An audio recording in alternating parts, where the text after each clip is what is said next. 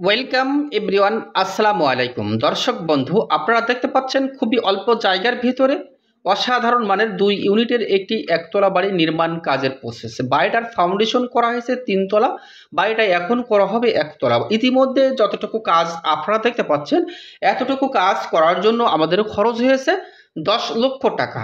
হয়তো আপনারা ভাবতে পারেন যে ভাই, এতটুকু কাজ করতে আপনাদের 10 লক্ষ টাকা কিভাবে খরচ হলো। দর্শক বন্ধু, এই বাড়িটি করা হয়েছে খুবই নিচু জায়গা থেকে। এটা হচ্ছে রোড সাইড।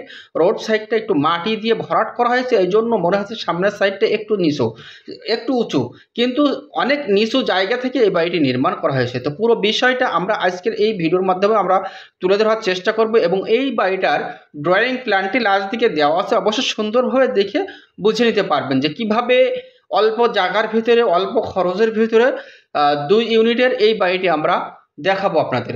দর্শক বন্ধু, দেখতে পাচ্ছেন এখানে কলম ব্যবহার করা হয়েছে 15টা, আর 15টা কলম দিয়ে এই যে বাড়িটি নির্মাণ করা হয়েছে 2 ইউনিটের এই বাড়িটি সুন্দরভাবে দেখতে পারবেন এবং বুঝতে পারবেন ভিডিওটা শেষ পর্যন্ত দেখলে। বাড়িটি করার জন্য আমাদের দৈর্ঘ্যের দিকে জায়গা লেগেছে 35 ফিট, প্রস্থের দিকে জায়গা লেগেছে 32 ফিট। যদি আমরা দৈর্ঘ্য প্রস্থ হিসাব করি তাহলে আসে 1120 স্কোয়ার ফিট, শতক হিসাব করলে আসে 257 পয়েন্ট।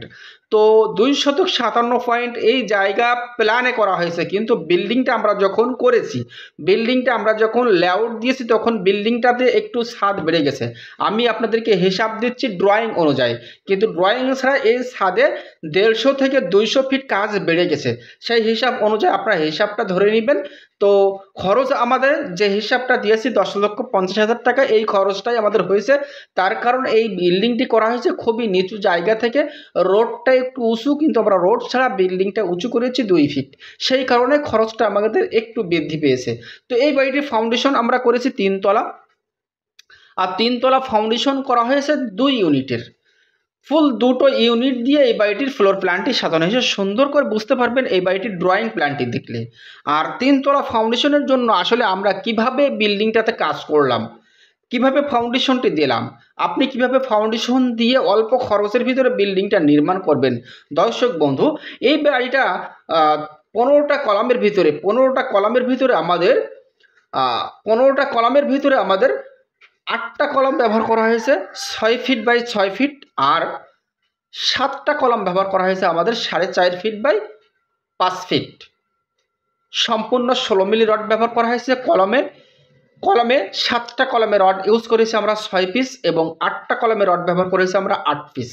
যেহেতু আমরা ফাউন্ডেশন করেছি 3 তলা, এটা হচ্ছে সিঁড়ি, আর সিঁড়ি দিয়ে করেছি মেন গেট, আর সিঁড়ি দিয়ে উঠেই আমরা 2 ইউনিটের 2টা দরজা পাবো। ড্রয়িংটা দেখলে সুন্দর করে আপনি বুঝতে পারবেন।